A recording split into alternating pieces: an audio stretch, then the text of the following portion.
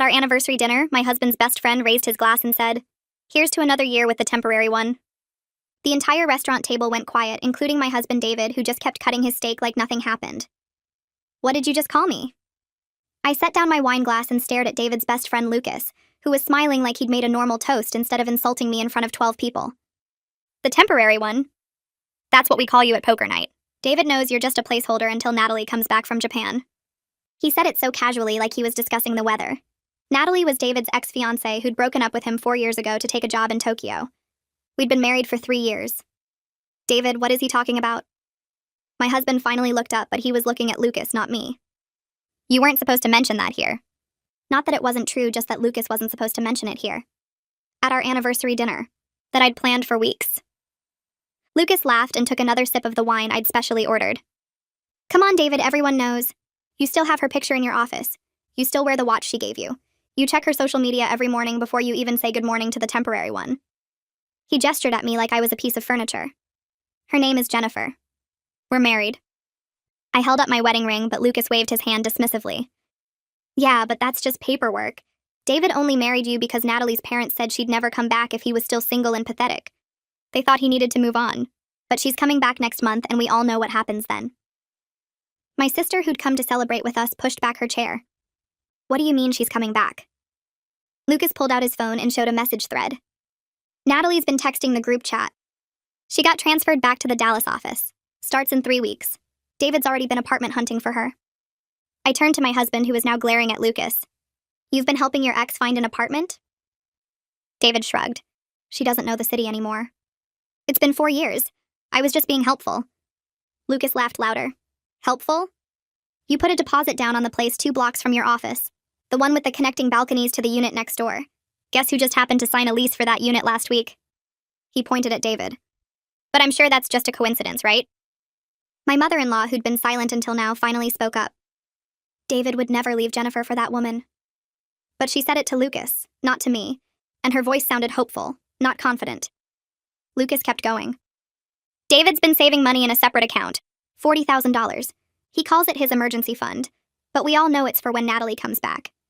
She always said she wanted a fancy proposal the second time around, with a bigger ring and a flash mob and all that garbage." He showed another message on his phone. "Look, she even sent him ring options last month." The screen showed a conversation between David and Natalie about diamond cuts and settings. My husband grabbed for the phone, but Lucas pulled it away. "Don't act shy now. You're the one who asked me to help you plan the proposal, though I told you proposing while still married might be awkward." He turned to me with fake concern. "No offense to you, temporary one, but Natalie's his soulmate. You're just the girl who was there when he was lonely." I stood up to leave, but Lucas wasn't done. "Wait, you should know the whole truth. David never even canceled their wedding venue. He's been paying them $50 a month to hold the date for when she comes back. October 15th. Same date they were supposed to get married 4 years ago. He even kept the same menu and flowers on order." David finally spoke, but not to defend me. "Lucas, you're drunk. Stop talking." Lucas shook his head. "I'm perfectly sober. Sober enough to remember you made me promise to help you win Natalie back when she returned. You said Jennifer was nice enough, but she wasn't the one. You said marrying her was like buying a starter home, good enough for now, but you'd upgrade when you could afford better." My sister grabbed my arm. "We're leaving." But I needed to hear more. "What else did he say about our marriage?" Lucas looked genuinely confused. "You want details?" "Okay. He said you're too quiet. Natalie was exciting. You're too short. Natalie was model height. You don't challenge him. Natalie pushed him to be better. You're comfortable. Natalie was passion. Should I continue?" David stood up. "That's enough, Lucas." Lucas stood too, getting in David's face. "No, what's enough is you stringing along this poor woman for 3 years. I told you to just stay single and wait for Natalie, but you said you needed someone to do your laundry and cook your meals while you waited. That's messed up even for you." He turned back to me. I grabbed my purse and pushed back from the table, the chair legs scraping loud against the restaurant floor. Everyone at the table froze and stared at me like I'd just announced I was going to flip the whole thing over. My sister stood up at the same time and put her hand on my arm, her grip tight and steady. David finally looked directly at me instead of at Lucas or his steak, and his face had this weird blank expression like he couldn't decide if he was panicking or just annoyed that Lucas had messed up his careful timeline. His mouth opened like he was going to say something, but nothing came out. I turned to walk toward the exit, and Lucas actually reached across the table for my wrist. His fingers wrapped around my arm, and I yanked it back so hard I almost knocked over the wine bottle. He had this fake concerned look on his face now, like he hadn't just spent 10 minutes destroying my marriage in front of everyone I cared about. Lucas said he didn't mean to upset me. He just thought I should know the truth before Natalie got back in 3 weeks. Like that made it better. Like timing was the problem here and not the fact that my entire marriage was a lie. I pulled my arm away from him and told him the only honest thing he'd done in 3 years was tell me what everyone really thought of my marriage. My voice came out louder than I meant it to, and the tables around us went quiet. The waiter who'd been heading toward our table with dessert menus turned around and walked the other way. My mother-in-law made this small gasping sound, but she didn't say anything to defend me or tell Lucas he was wrong. Nobody did. David just sat there with his hands flat on the table like he was waiting for this whole scene to be over so he could go back to his steak and his secret plans. My sister grabbed her purse and mine and steered me toward the door. I could feel everyone watching us leave. The other diners, the staff, all 12 people at our anniversary table. My feet felt weird and disconnected from my body, but I kept walking. When we got outside, the cool air hit my face and I realized I'd been holding my breath. My sister asked if I was okay to walk to the car, and I nodded even though I wasn't sure. The parking lot lights were too bright and everything felt surreal, like I was watching this happen to someone else. She unlocked her car and I got in the passenger seat. My hands were shaking so hard I couldn't get the seatbelt buckled on the first try. My sister started driving without asking where I wanted to go. She just headed toward the house I shared with David like that was the obvious next step. I stared out the window at the streetlights going past and tried to process what had just happened. 3 years. I'd been married to David for 3 years, and the whole time he'd been calling me temporary. The whole time his friends had been laughing about it at poker night. The whole time he'd been planning for Natalie to come back like I was just keeping his bed warm until the real thing showed up. My sister kept one hand on my shoulder during the drive and didn't try to make me talk. The 20-minute drive felt like it took hours, and also like it was over in seconds. When we pulled into the driveway, I got out before she'd even turned off the engine. I walked straight to the front door and unlocked it with hands that were still shaking. The house looked exactly the same as when I'd left it 3 hours ago to go to our anniversary dinner. The dinner I'd planned for weeks. The dinner where I'd made reservations at David's favorite restaurant and ordered his favorite wine and invited all the people he wanted there. I walked past the living room and down the hall to David's home office. I rarely went in there because he always said he needed privacy for work calls. Now I wondered what he was really doing in here with the door locked. My sister followed me into the office and watched as I started pulling open desk drawers. The top drawer had pens and sticky notes and paper clips. Normal office stuff. The second drawer had folders labeled with work project names. I pulled them out and flipped through them, but they were just boring work documents about quarterly reports and budget meetings. The third drawer was locked. I yanked on it, but it didn't budge. My sister asked if I had a key, and I shook my head. She looked around the office and found a letter opener on the desk. I took it from her and jammed it into the gap between the drawer and the desk frame. The cheap lock popped open after a few seconds of prying. Inside the bottom drawer was a single folder labeled Future Plans in David's neat handwriting. My stomach dropped before I even opened it. I pulled the folder out and set it on the desk. The first page was a printed email from Natalie dated 18 months ago. 18 months. She'd been planning her return for over a year, and David had been helping her the whole time. The email was about job applications and which Dallas companies were hiring in her field.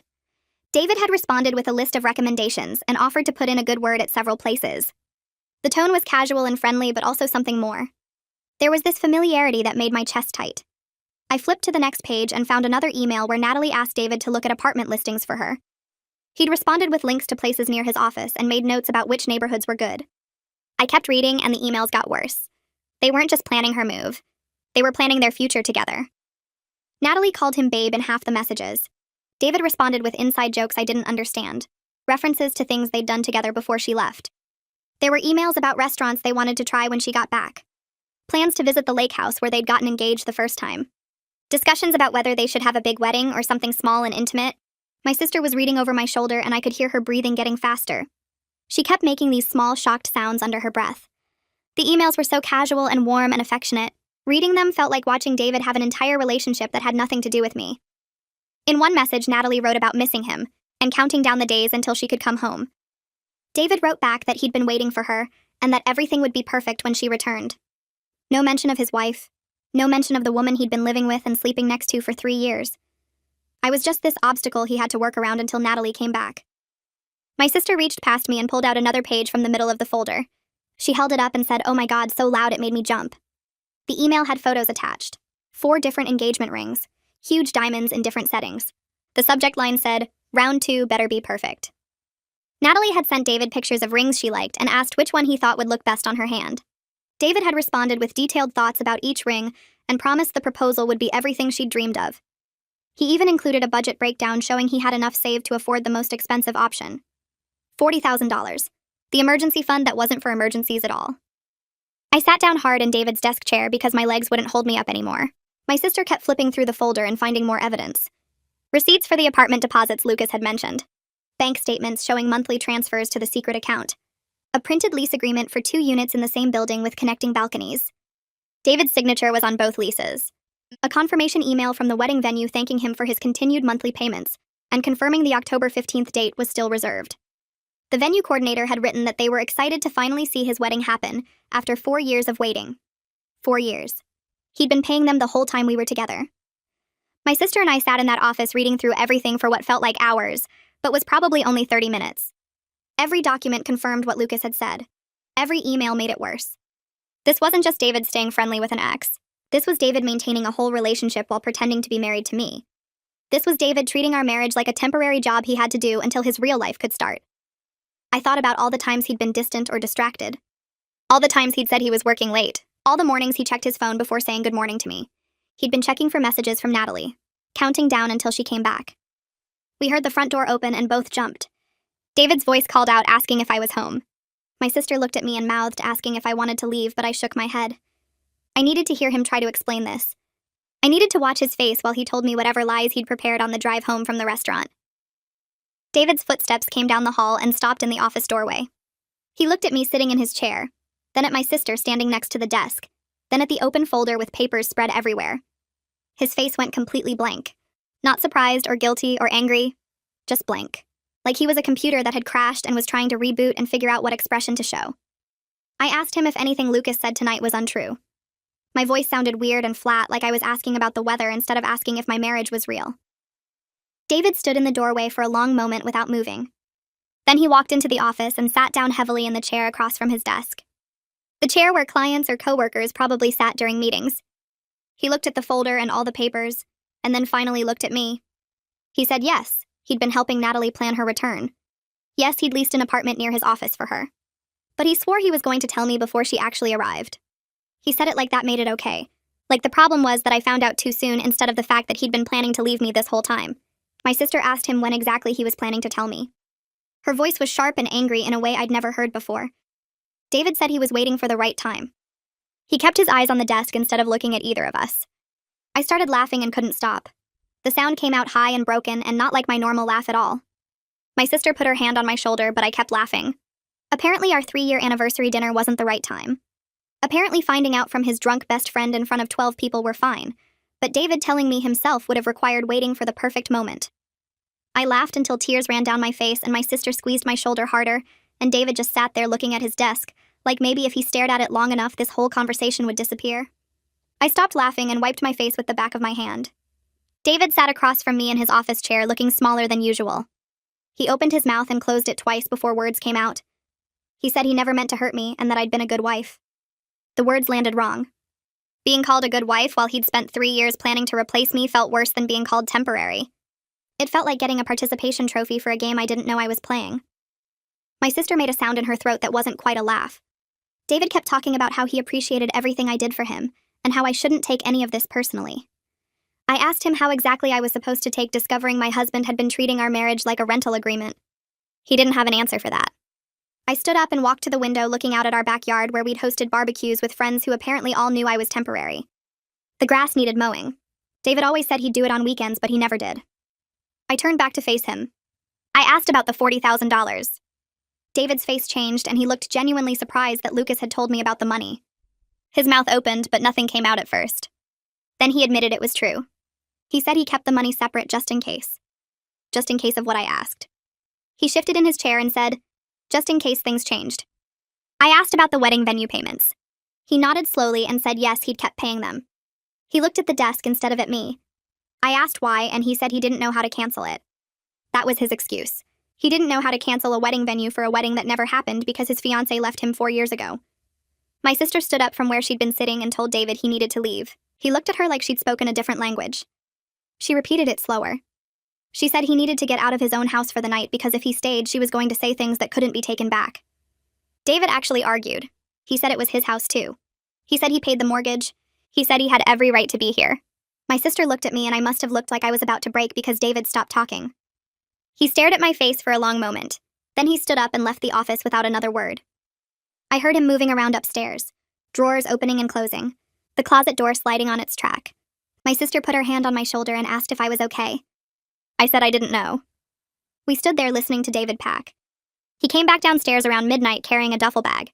He stopped in the office doorway and looked at me. He said we could talk about this rationally tomorrow when everyone had calmed down. He said this like I was the one being unreasonable. Like I was overreacting to finding out my husband had been counting down the days until he could replace me. I didn't say anything. I just looked at him standing there with his bag. He waited for me to respond, and when I didn't, he turned and walked to the front door. I heard it open and close. Then his car starting in the driveway. Then silence. My sister asked if I wanted her to stay, and I nodded. We went back to David's office and started going through everything. We pulled out every folder and opened every drawer. My sister took photos of documents with her phone. I read emails that made my stomach hurt. We found the lease agreement for both apartments in a folder marked personal. The apartments were 2 blocks from David's office with connecting balconies. The lease started next month. We found bank statements for the separate account. $40,000 exactly. Deposits every month for 3 years. We found a document titled Transition Planning that laid out how David would handle divorcing me. It had timelines and bullet points. It treated ending our marriage like a business project. There was a section about how to minimize my claim to joint assets. Another section about optimal timing for filing. My sister read it over my shoulder and said words I'd never heard her say before. We kept digging. We found emails between David and Natalie going back 2 years. Not 4 years. 2 years. Which meant he'd been talking to her for most of our marriage. The emails were full of inside jokes and memories from before I existed in his life. She sent him photos from Tokyo. He sent her photos of places in Dallas she used to love. They talked about restaurants they'd go to when she got back, shows they'd see, trips they'd take. Like I wasn't even a factor. Like I was already gone. We found the contract with the wedding venue. David had been paying them $50 a month to hold October 15th. The same menu they'd planned 4 years ago. The same flowers. The same everything. He'd kept their entire wedding frozen in time waiting for her to come back. My sister and I worked until 3 a.m. We made copies of everything. We organized it into folders. She labeled them with her neat handwriting.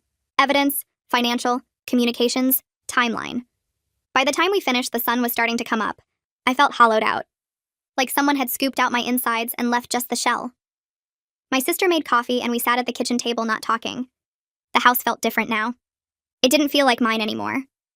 Maybe it never had been. The next morning I called my boss. My voice kept breaking while I explained I needed a personal week. I said there was a family emergency. She asked if everything was okay, and I said it would be. That felt like a lie, but I said it anyway. She told me to take the time I needed and not to worry about work. An hour later, my phone rang. It was Saki from work. She said my boss mentioned I sounded upset. I tried to explain and ended up crying so hard I couldn't get words out. Saki waited on the line until I could breathe again. Then I told her everything. The anniversary dinner, Lucas, the temporary one, the apartments, the money, the wedding venue, the emails, all of it. She listened without interrupting. When I finished, she said I could stay at her place for as long as I needed. She said she and Dominic had a guest room and I should pack a bag and come over today. I started packing right after we hung up. My sister helped me sort through the closet, figuring out what was mine versus what David had bought me. She made lists. She took photos of everything in the house. She treated the whole thing like a military operation, which helped me focus on tasks instead of feelings. I pulled clothes off hangers and folded them into boxes. I packed shoes and jewelry and books. I took photos off the wall that my parents had given me. I left the wedding photos. David called 6 times that morning. I watched my phone light up with his name and didn't answer. He finally sent a text. It said we needed to discuss this like adults. It said he thought I was overreacting. I took a screenshot and sent it to my sister. She responded with angry face emojis. Then she texted back asking if David actually thought finding out about his secret divorce plan was an overreaction. I didn't have an answer. At noon, Saki and Dominic showed up with their SUV. Dominic took one look at my face and gave me a hug without saying anything. Then he started loading boxes. He and my sister worked together carrying stuff down the stairs. Saki stayed with me in the bedroom helping me pack the last of my things. She asked if I was sure I wanted to leave and I said I'd never been more sure of anything. Having people who just helped without needing explanations made me cry again. Saki handed me tissues and kept folding clothes. Dominic made 3 trips to the car.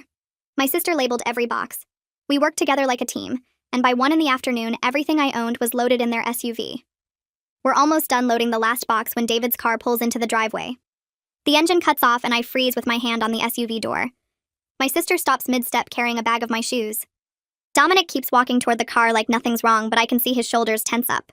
David gets out and stares at the loaded vehicle and all my stuff packed inside. His face goes through about 5 different expressions before settling on shocked. He walks toward me with his keys still in his hand. Where are you going? I close the SUV door and turn to face him. Somewhere I'm not considered temporary.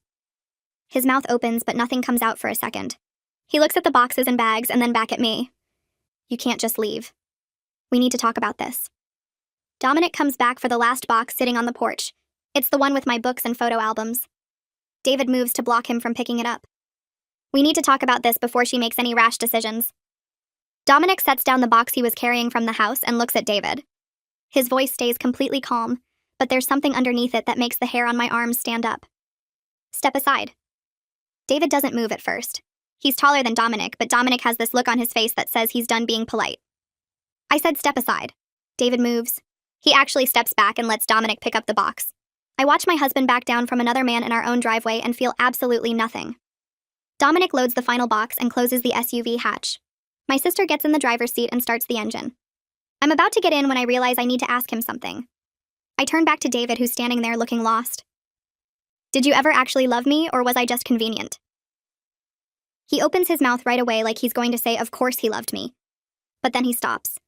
He looks at me and I can see him trying to figure out what answer will make this better. The seconds stretch out. 5 seconds, 10 seconds, 15. My sister leans out the window. Jennifer, we need to go. David finally speaks, but I'm already climbing into the SUV. My sister pulls out of the driveway before I can hear whatever excuse he's about to make. I don't look back at the house. I don't look at David standing in the driveway. I just watch the street ahead of us and try to remember how to breathe. Saki's downtown loft takes up the entire top floor of an old converted warehouse. The guest room is bigger than the bedroom I shared with David. It has huge windows that look out over the city and exposed brick walls and hardwood floors that shine in the afternoon light. Saki and Dominic bring up my boxes while I stand in the middle of the room trying to process that this is where I live now. They set up my stuff without asking me where things should go. Saki hangs my clothes in the closet. Dominic puts my books on the built-in shelves. My sister makes the bed with sheets Saki pulled from a linen closet that's bigger than my old bathroom. When everything is unpacked, they leave me alone. The door closes and I'm standing in this beautiful room that doesn't feel like mine. I lie down on the bed and stare at the ceiling. The paint has a texture pattern that looks like waves. I follow the lines with my eyes and try to figure out who I am without David. I was Jennifer, who worked in marketing and liked coffee with too much cream. Then I became Jennifer, who was married to David. Now I'm Jennifer, who got left for an ex-fiancé, except David hasn't actually left me yet, because the ex-fiancé hasn't arrived yet. I'm Jennifer, who found out at her anniversary dinner that her husband calls her temporary. I close my eyes, but I can still see Lucas's face when he said it. That casual smile like he was commenting on the weather. I can see David cutting his steak and not looking at me. I can see the ring on my finger that suddenly felt like it weighed nothing at all. That evening, Saki knocks on the door and brings in a plate of food. Pasta with vegetables and chicken. It smells good, but my stomach feels like it's been replaced with concrete. She sits on the edge of the bed while I pick at a piece of chicken. My first marriage ended badly, too. I look up at her. I didn't know Saki had been married before Dominic. She's always seemed so put together and happy. He cheated with my sister. Found out when I came home early from a work trip. I set down my fork. That's horrible. She shrugs. It was 10 years ago. Feels like a different lifetime now. She watches me push pasta around on my plate. The person you are right now, completely broken, isn't the person you'll be in 6 months. I promise you that. I want to believe her, but I can't imagine feeling normal again. I can't imagine waking up and not immediately remembering that my husband has been planning to leave me since before we even got married. How did you get through it? Saki thinks for a minute. I let myself fall apart for a while. Then I started putting myself back together piece by piece. Some days I could only manage one piece. Some days I couldn't manage any pieces at all. But eventually I had enough pieces back together that I could function again. She stands up and takes my plate even though I've barely eaten anything. You don't have to be okay right now. You just have to survive today. Tomorrow, you can survive tomorrow. The next morning, I call Miles Carver. My sister found him through someone she went to law school with. His assistant answers, and I explain that I need a divorce attorney. She asks if I can come in today, and I almost laugh because yes, I can definitely come in today since I took the entire week off work. But she says the earliest appointment is in 3 days. Wednesday at 2 in the afternoon. I write it down even though I know I'll remember. 3 days feels like forever, but also not nearly enough time to prepare for officially ending my marriage. I spend those 3 days going through my bank accounts on my laptop. David and I have a joint checking account and a joint savings account. I look at the balances and realize how much I've been depending on his salary. We put both our paychecks into the joint account, but his is almost double mine. The savings account has $42,000 in it. I contributed maybe $12,000 of that over 3 years. The rest is David's money. Money he earned while planning to leave me. I open my own accounts and see my retirement fund and the small savings account I had before we got married. I have maybe $8,000 that's completely mine. It's not nothing, but it's not enough to start over. I feel sick looking at the numbers. I never thought about what it meant to make less money than David. I never thought about what would happen if we split up and I had to support myself on just my salary. I was stupid. I trusted him completely, and that was stupid. My sister comes over on Tuesday morning. We drive to a bank downtown that's not the one David and I use. The woman who helps us open my new account is maybe 60 with reading glasses on a chain. She doesn't ask why I'm opening a solo account when I already have joint accounts. She just processes the paperwork and sets up my new checking and savings. My sister helps me calculate how much of our joint savings is actually mine. We figure out my contributions versus David's contributions. It comes out to about $14,000 when you factor in 3 years of deposits. I transfer $14,000 from our joint savings into my new savings account. The transaction takes less than 5 minutes. $14,000 moves from one account to another with a few clicks on the bank woman's computer. David calls me 2 hours later. I watch his name light up my phone screen. It rings 4 times before going to voicemail. He calls back immediately. This time I answer. You stole from me. I don't say anything. You took money out of our savings account. That's theft, Jennifer. I look at my sister who's sitting across from me at Saki's kitchen table. She nods. I took my portion of the savings. I contributed $14,000 over 3 years. That's what I transferred. David's voice gets louder. That money was for our future. You can't just take it because you're mad at me. I hang up. He calls back 3 more times. I block his number. My sister high-fives me across the table. It feels good to block him. It feels like taking back some tiny piece of control. Wednesday afternoon, I meet Miles Carver at his office in a building downtown. He's younger than I expected, maybe 40, with dark hair going gray at the temples. His office has floor-to-ceiling windows and modern furniture that looks expensive. I sit in a leather chair across from his desk and pull out the folder of documents I brought. Emails between David and Natalie, the lease agreements for both apartments, bank statements showing the secret account, the timeline David made for his transition planning. Miles goes through everything slowly. He makes notes on a legal pad. He asks questions about when I discovered each piece of information. He asks about our assets and debts. He asks if we have kids. No kids. No house. We rent. 2 cars both paid off. After an hour, he sets down his pen and looks at me. This is actually a fairly straightforward case. No children, no property, clear evidence of intent to end the marriage. He taps the folder. Texas is a no-fault divorce state, which means we don't need to prove wrongdoing to get you divorced. But this evidence will definitely help with property division. I feel something loosen in my chest. Straightforward. That's good. That means this can be over relatively quickly. Miles explains the process: filing the petition, serving David with papers, waiting periods, negotiation or mediation, possibly court if we can't agree on division of assets. He says most cases settle before going to trial. He says based on what I've shown him, I have a strong position for negotiating a fair settlement. Miles leans back in his chair and asks if I want to pursue anything regarding emotional distress or public humiliation. He mentions the anniversary dinner and how Lucas revealed everything in front of multiple witnesses. We could argue for additional compensation based on the intentional infliction of emotional distress. The fact that he humiliated you publicly in front of family and friends, that he deceived you for the entire marriage, that adds up.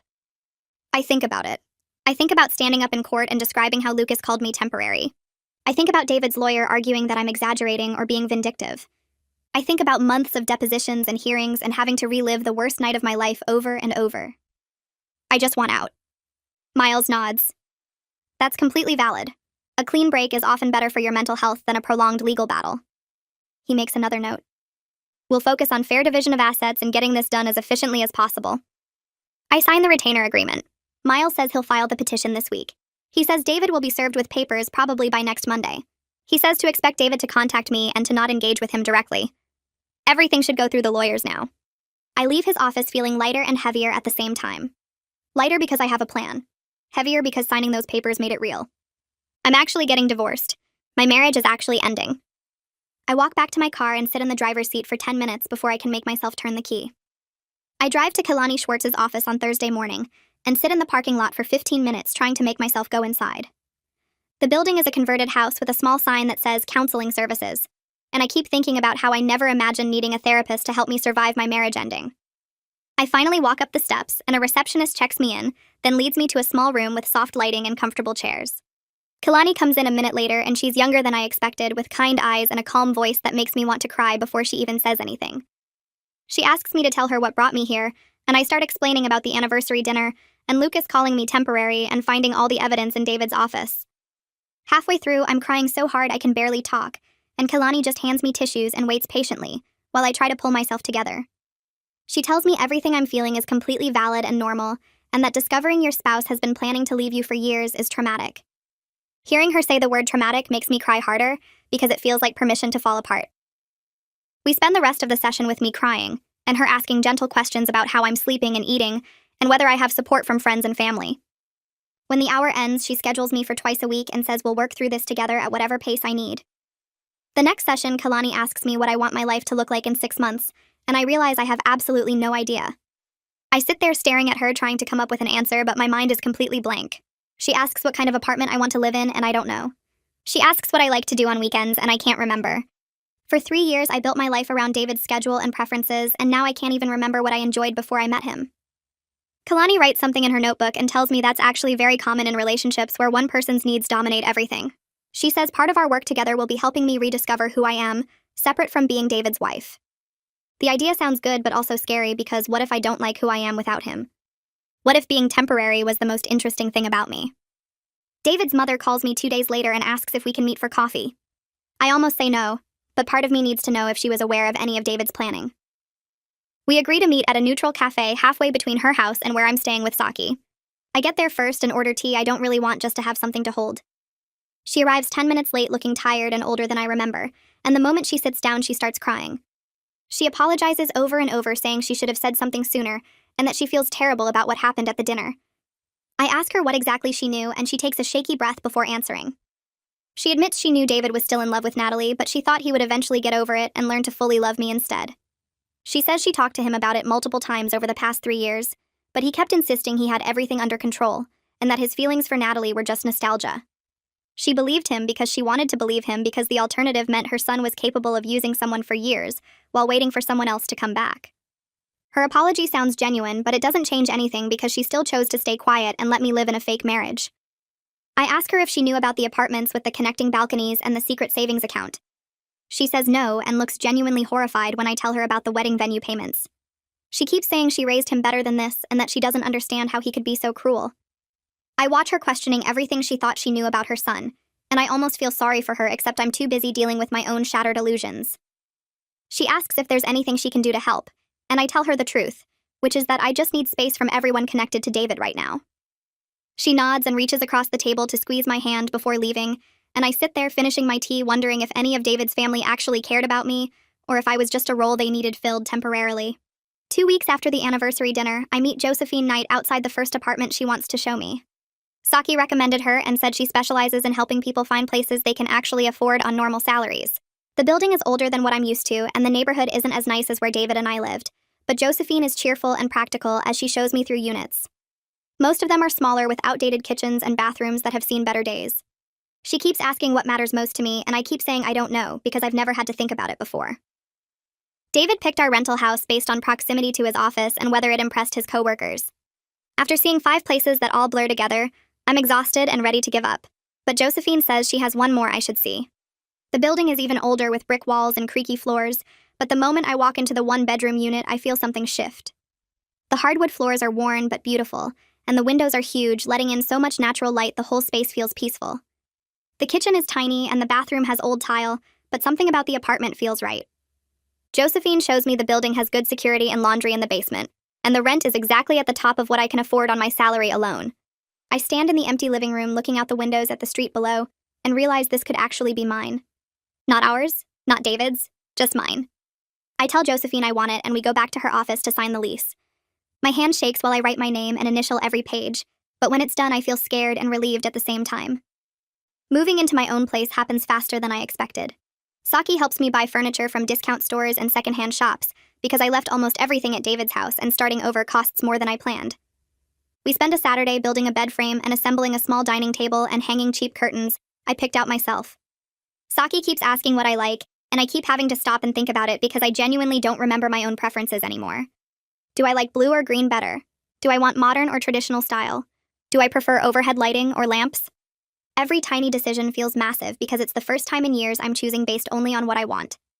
By the end of the day, my new apartment looks like a home for just me, and I sit on my new couch feeling strange about the whole thing. 3 days after I move in, David shows up at Saki's loft looking for me. I'm not there, but Dominic answers the door, and apparently David demands to know where I'm living now. Dominic tells him I'm not interested in talking, and David tries to push past him into the apartment. Dominic is bigger than David, and he very calmly puts his hand on David's chest and suggests that trying to force his way in would be a serious mistake. David backs off but starts shouting that I'm being unreasonable and that we need to talk like adults. Dominic tells him the time for talking ended when he spent 3 years lying and planning to abandon his wife. David keeps yelling from the hallway about how I'm overreacting until a neighbor threatens to call the police. Saki texts me about the whole thing while it's happening, and I sit in my new apartment feeling grateful I didn't give David my address. 3 weeks after the anniversary dinner, I'm shopping for groceries when I run into Seung from David's office.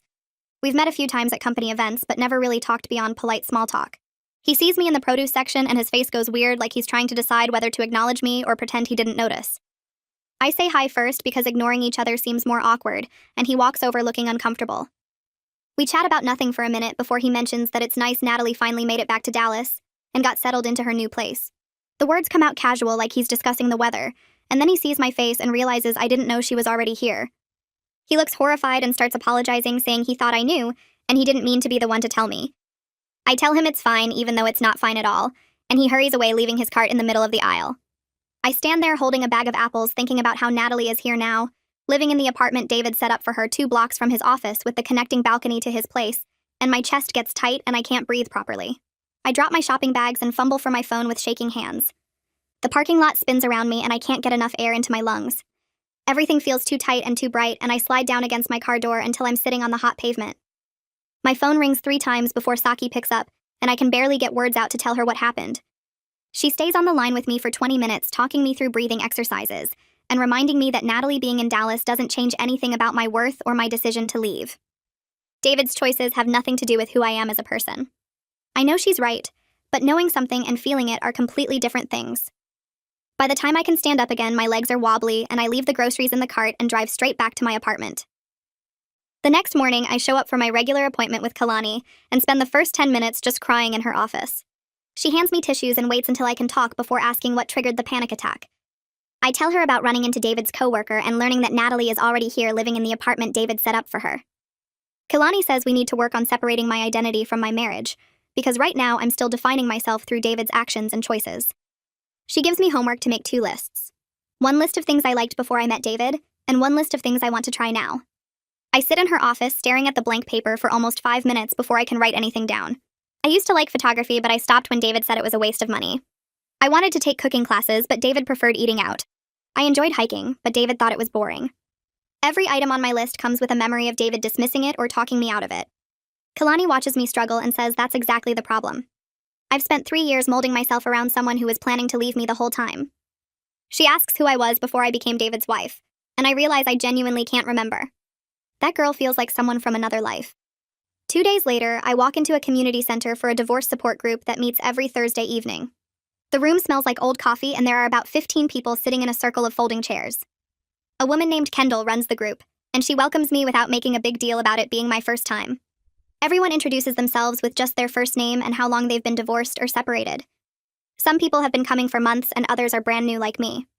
A woman across the circle talks about how her husband left her for his high school girlfriend after 20 years of marriage and 3 kids. She found out because her teenage daughter saw them together at a restaurant. Listening to her story makes my 3 years with David feel less devastating somehow. Not because her pain is worse than mine, but because it reminds me that I'm not the only person who built a life with someone who was secretly waiting for someone else. After the meeting, several people come up to me and welcome me to the group. Kendall gives me her phone number and tells me to call if I need to talk between meetings. Walking back to my car, I feel less alone than I have in weeks. That night, I'm scrolling through Facebook when I see a message request from Lucas. My first instinct is to delete it without reading, but curiosity wins. He's written several paragraphs apologizing for what he said at the anniversary dinner. He claims he was drunk and angry at David for lying to everyone, and he took it out on me in the worst possible way. He says he's been feeling terrible about it for weeks, and he knows a Facebook message doesn't fix anything, but he wanted me to know he's genuinely sorry. At the end, he offers to testify in the divorce if I need someone to confirm David's intentions and the existence of the secret planning. I stare at the message for a long time before responding. I tell Lucas I don't need him to testify because I have enough evidence from David's own files, but I appreciate him finally being honest with me. I ask him why he decided to blow up David's secret at our anniversary dinner, instead of just telling me privately. He responds almost immediately saying he'd been drinking and watching David play the devoted husband all night, while texting Natalie under the table, and something in him just snapped. He admits the whole friend group knew about Natalie, and they all felt terrible watching David string me along, but nobody knew how to bring it up without destroying my life. I type back asking why none of them said anything sooner, and he takes 10 minutes to respond. When he does, he just says he doesn't have a good answer, and that they all convinced themselves it wasn't their place to interfere in David's marriage. He says he wishes now that someone had told me earlier before I wasted 3 years. I don't respond after that because there's nothing left to say. 4 weeks after the anniversary dinner, I'm making coffee in my new apartment when someone knocks on my door. I look through the peephole and see David standing in the hallway looking worse than I've ever seen him. He hasn't shaved in days and his shirt is wrinkled and he has dark circles under his eyes like he hasn't been sleeping. My first instinct is to pretend I'm not home, but he knocks again and calls my name through the door. Against every bit of common sense I have, I unlock the door but leave it open with my hand on the knob. He asks if we can talk, and I tell him we can talk right here in the doorway where my neighbors can hear everything. David steps inside, but I don't close the door or invite him further into my apartment. He looks around at my new furniture and the photos I hung on the walls, and something in his face shifts. He starts talking about Natalie and how coming back to Dallas hasn't been the reunion he imagined.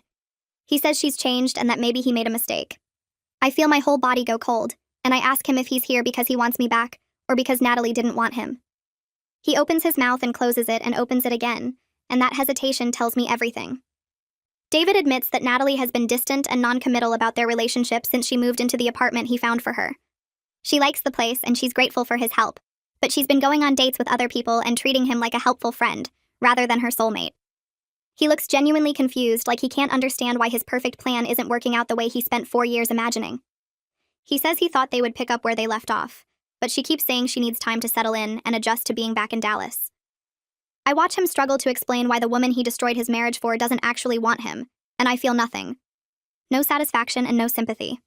Just emptiness where my feelings for him used to be. I tell David that I'm not his backup plan, and I'm not going to wait around while he figures out whether Natalie wants him or not. He tries to argue that our marriage was real, and that he did care about me even if I wasn't the one. He reaches for my hand, but I pull away and tell him to leave. He stands in my doorway for what feels like forever, just looking at me like he's waiting for me to change my mind. Finally, he turns and walks down the hallway, and I close the door and lock it and lean against it until I hear the elevator doors close. That night, I cry harder than I have since the anniversary dinner, but it feels different this time. I'm not crying because I want David back, or because I miss what we had. I'm crying for the 3 years I spent loving someone who was always looking past me at someone else. I'm crying for the girl I was who thought being a good wife would be enough to make him stay. I'm crying because even though I know leaving was the right choice, it still hurts to realize that the man I married never really saw me as anything more than a placeholder. Saki calls to check on me, and I tell her about David showing up and what he said about Natalie. She asks if I'm okay, and I tell her the truth, which is that I don't know yet, but I will be eventually. After we hang up, I sit on my couch in the dark and let myself feel everything until there's nothing left but exhaustion and the quiet knowledge that I made the right choice, even though it cost me everything I thought I wanted. The mediation office had gray walls and uncomfortable chairs that made my back hurt after the first hour. David sat across from me with his lawyer, a woman in a sharp suit who kept shuffling papers and looking annoyed that we were even there. Miles sat next to me with his briefcase open, and a calm expression that never changed no matter what David's lawyer said. She started by claiming I deserved almost nothing because David earned most of the income during our marriage, and I'd only contributed a small portion to our joint finances. She said I should be grateful for whatever David was willing to offer out of kindness. Miles let her finish talking, and then opened his briefcase and pulled out printed bank statements, showing David's secret account with $40,000 that he'd been hiding from me. He laid out the emails between David and Natalie about ring shopping and apartment hunting. He showed the lease agreements for both apartments with connecting balconies and the receipts for the wedding venue payments David had been making for 4 years. David's lawyer stopped shuffling papers and actually read what Miles put in front of her. Her whole attitude changed, and she asked for a recess to talk to David privately. They left the room, and Miles poured me water from the pitcher on the table and told me this was going better than he expected. When they came back, David looked pale and angry, but he didn't make eye contact with me. His lawyer suggested we discuss a settlement that would be fair to both parties, which was very different from her earlier position that I deserved nothing. We spent 3 more hours going through our assets and debts. I got half of our joint savings, which was about $15,000, my car, which was paid off, and a portion of David's retirement account that would give me some security. It wasn't as much as Miles said I could get if we went to court, but I didn't want to drag this out for months. I wanted to be done with David and move on with my life. David had to sign multiple documents, and he did it without saying a word to me. I watched him write his signature over and over and felt absolutely nothing. No sadness or anger or relief, just emptiness where my feelings for him used to be. My apartment became mine in ways that had nothing to do with whose name was on the lease. I started eating breakfast standing at the kitchen counter instead of sitting at a proper table like David always insisted. I watched reality shows he said were trash, and true crime documentaries he claimed gave him nightmares. I left my coffee mug in the sink overnight instead of washing it immediately. I bought throw pillows in colors he would have hated, and hung curtains that didn't match anything. Small choices that were entirely mine felt bigger than they should have. I could eat cereal for dinner or stay up until 2 a.m. reading or leave my shoes by the front door instead of in the closet. Nobody cared about my habits or told me I was doing things wrong. The freedom was strange and wonderful and sometimes lonely, but it was mine. Kaylani asked me during our next session if I thought I could trust someone enough to be in a relationship again. I told her honestly that I couldn't imagine letting anyone that close right now. The idea of sharing my space and my life with someone who might be secretly planning to leave me made my chest tight.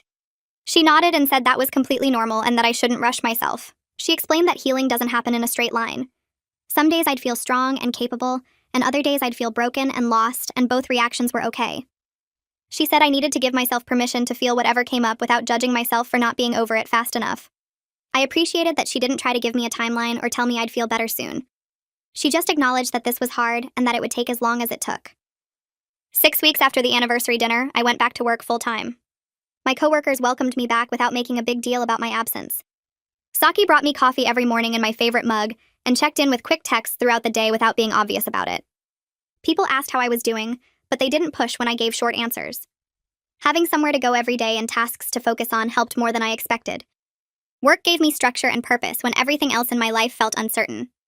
I threw myself into projects and volunteered for extra assignments because staying busy kept me from thinking too much about David and Natalie and what they might be doing now that she was back in Dallas. I was having dinner with my sister at a restaurant downtown when I saw David sitting alone at a table near the window. He looked startled when he noticed me, and I felt my whole body tense up. My sister saw him too and squeezed my hand under the table.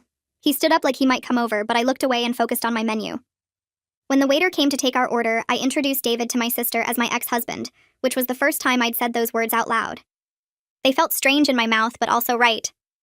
He wasn't my husband anymore. He was someone I used to be married to, and that was a completely different thing. David sat back down at his table and didn't try to approach us again. After I went to the bathroom, my sister told me that David had tried to come over to our table, but she'd stopped him. She said she told him to leave me alone and let me enjoy my dinner in peace. She said he looked like he wanted to say something important, but couldn't find the right words. I was grateful I didn't have to deal with whatever speech he was preparing. I didn't want to hear his excuses or explanations or apologies. I just wanted to eat dinner with my sister and not think about him at all. 7 weeks after everything fell apart, David's mother called and asked if we could have dinner one last time. I almost said no, but something in her voice made me agree. We met at a quiet restaurant on the other side of town where we wouldn't run into anyone we knew. She looked older than I remembered, and tired in a way that had nothing to do with lack of sleep. She told me David and Natalie weren't together. Natalie was actually dating someone she met at her new office, and she'd made it clear to David that she wasn't interested in rekindling their relationship. David apparently didn't take the news well, and had been calling his mother constantly looking for sympathy she wasn't willing to give. David's mother said she told him he destroyed a good marriage chasing a fantasy, and now he had to live with the consequences. She said she should have spoken up sooner and told him to appreciate what he had, instead of pining for what he lost. She apologized again for not defending me at the anniversary dinner, and for not calling David out on his behavior over the past 3 years. She said she hoped I would find someone who appreciated me, and treated me like I deserved to be treated. We hugged goodbye in the parking lot, and I felt closure with at least one member of David's family. She wasn't responsible for David's choices, but her acknowledgement that he was wrong meant something. The divorce papers arrived in the mail 8 weeks after the anniversary dinner that destroyed my marriage. I sat on my couch holding the envelope for a long time before I opened it. The official documents said I was no longer married to David. I was no longer Jennifer, who was married to David. I was just Jennifer, and I needed to figure out who that was.